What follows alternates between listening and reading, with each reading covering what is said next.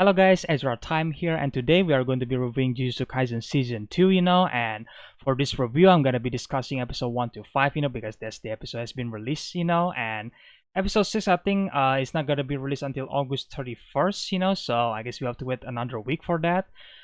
So for the first 5 episodes, it's about a prequel story, for the main season, and it's going to be focusing on Gojo Satoru and Suguru Geto, as we see the character development for both of them. And there's gonna be some spoilers, so if you guys haven't seen the episode 1 to 5, then maybe don't watch this review,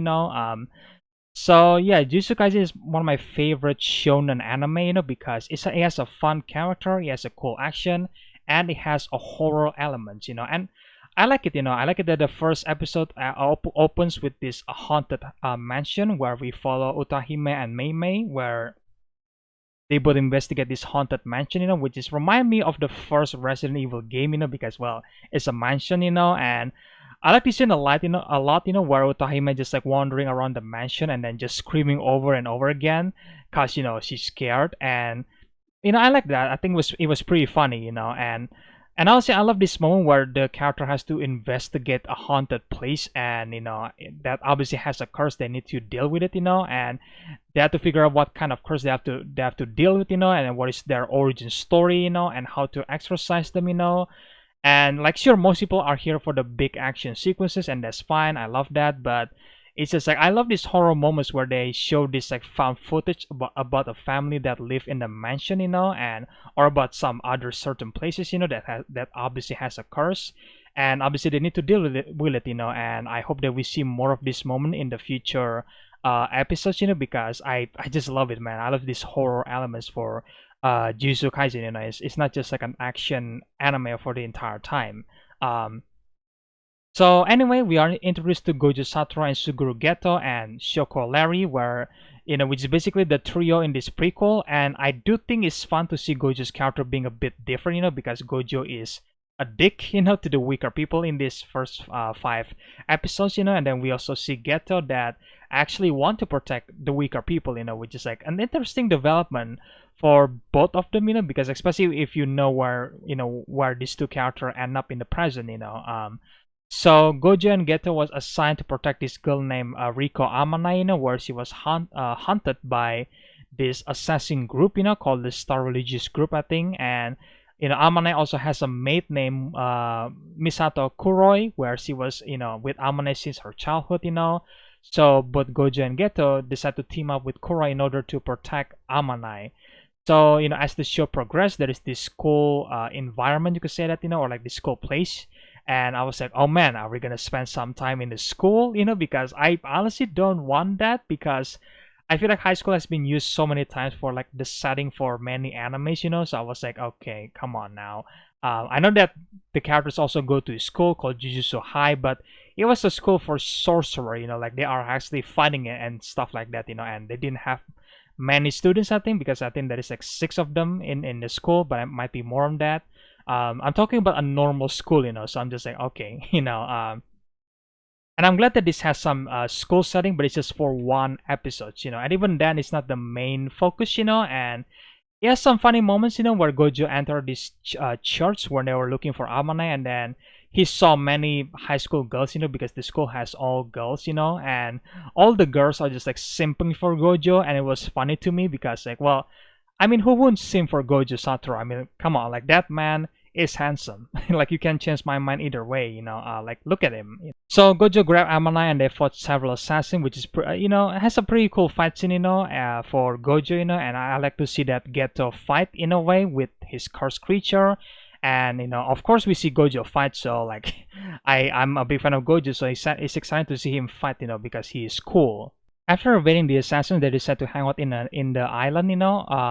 where they wait up until the bounty's deadline. And once you reach the deadline, they all decide to go back to Tokyo Jujutsu High. And just as they thought they were safe, they are attacked by Toji, who is Toji Zenin, I think. And interestingly enough, Toji and Maki are very similar, where they both didn't have any cursed energy. They both had some superhuman strength, and they hated the Zenin clan, and of course they were Zenin, so there you go. And I wonder if this parallel is gonna go somewhere in the future, because I feel like they're kind of like setting up some counter arc for Maki Zenin probably in the future, which I'm gonna be interested to see that.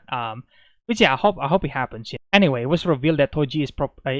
purposely waited until the bounty's deadline, so he can catch Gojo off guard. Which he did, and a big fight happened between Gojo and Toji. Because Gojo tried to track him basically, but then he realized that Toji didn't have any cursed energy, so he can't detect him, and this led to Toji gain the upper hand and basically defeat Gojo Satoru. And these moments are pretty surprising to me, because I did not expect to see Gojo Satoru lose, but honestly, it makes sense for his character at the moment, because Gojo is still young and naive, and thinks that he's the strongest and didn't want to protect the weaker people, and I feel like his defeat here is actually working for his character development, that even though you are strong, there are going to be people who are smarter than you, and they're going to, outsmart you in some way, which is what Toji did in the first place. So, yeah, so after that, Geto and Amane reach the Tengen underground lair, where Geto give her the option to reject the assimilation, because after the assimilation, she's just gonna be stuck there forever, So obviously she decided to be free, to live her life, and just about she's agreed to do it, Amane was shot dead, which is kind of surprising to me, because I thought that they're gonna keep her around for some time, or like bring her again in the main storyline in the future episodes. That's what I was expecting, but that didn't happen, and this is one of my problem with Jujutsu Kaisen, because the show love to introduce a new character and then they build them up so well, and they seemingly going to join the team or had some purpose for the future storyline, and then they just kill off, like for example Junpei Yoshino from season 1, like this character in my opinion is well built, and I was rooting for Junpei in some way, or like at least really care for Junpei, and it's just like I don't know, man. I feel like I was expecting him to join Itadori and the team, but obviously, again, that never happened. And I don't know. It's just, I think it's such a waste, in my opinion, that you built this character so well and then you just kill them off. Like I get it that Gege Akutami purposely wrote this character this way to be killed off. So they have to be well written. So as an audience, as a viewers, we are sympathizing with their deaths. It was shocking in a way, and it was quite shocking when Amana died, even though some people might saw that coming because we never see her again. But I thought that, well, again, they probably gonna bring her back in the main storyline, and which is what I was expecting. And I can't help but think that I feel like it would be much better if Gege is actually using the character for some time in the main storyline,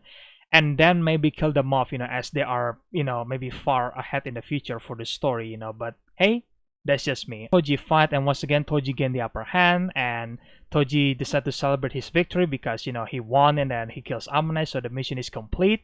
But it was cut short by Gojo Satoru himself, because obviously he's still alive, because this is a prequel. And we were also introduced, I guess, or maybe it was mentioned before, to the reverse curse technique that basically able to heals any wound, and that's why Gojo was able to survive, because he was focusing his entire energy for this reverse curse technique, and of course Gojo and Toji fight again, and then Gojo win the second fight, and then there is this beautiful scene where Gojo is looking at the skies, and then there is this musical piano that plays in the back. I don't think that scene was so great, in my opinion at least. It was beautiful, and then Gojo is also commenting how beautiful the sky was, I think. So it's like, yeah, it's great, it's beautiful, So after Toji was defeated, he has a final wish for Gojo, that basically asking him to take care of Megumi Fushiguro, his son, which I did not expect that, because I thought it was the brother, but no, like their father and son, because he's about to be sold off to the Zenin clan, I think. So Gojo decided to make a promise to protect Fushiguro from the Zenin clan, which I think it was mentioned before that Fushiguro was a Zenin, if I'm not mistaken. I might be wrong, because again, it's been a while since I saw season 1, so you guys can correct me in the comment section below if you don't mind too, that if Fushiguro ever mentioned being a Zenin. So 1 year later, Gojo has become this so adept with using his curse technique and becoming the stronger of the sorcerers, and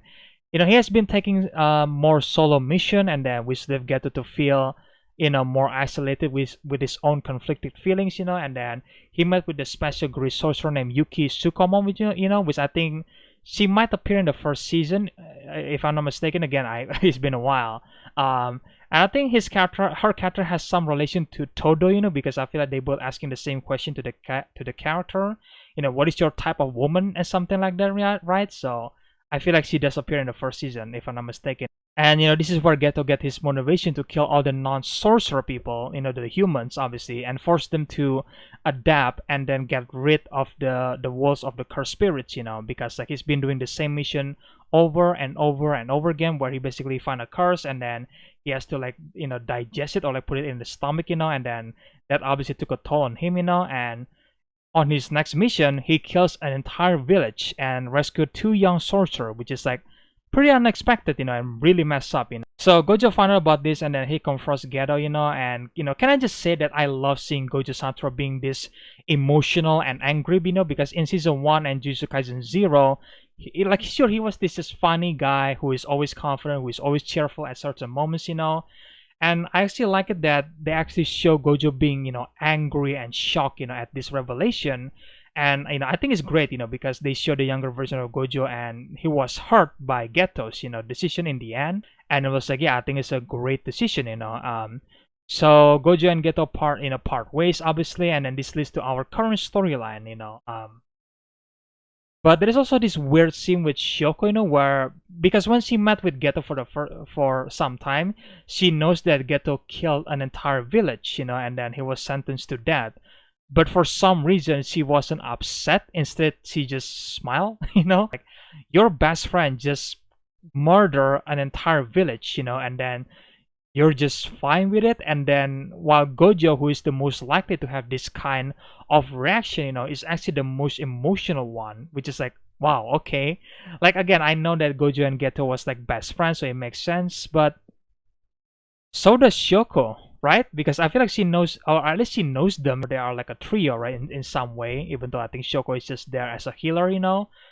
And I know that she doesn't go to the mission with Gojo and Geto, but I feel like they still know each other,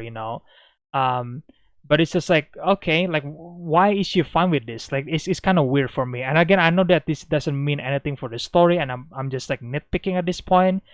But I'll be honest, my first reaction when I saw her just hanging out with Geto, I was weirded out, because like why wouldn't she be upset about it? And like what happened there?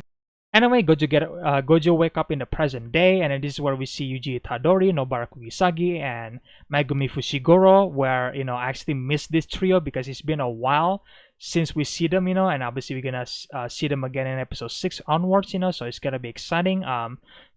So yeah, guys, that's my thoughts for Jujutsu Kaisen season 2 for episode 1 to 5. Like I cannot wait for episode 6 is in August 31st. So let me know in the comment section below what you guys think about the first 5 episodes. And if you guys enjoyed this review, then make sure you guys exercise that subscribe and like button, and stay tuned for more videos in the future, guys. And again, I hope you guys enjoyed this review, and I will see you guys in the next one then. Bye.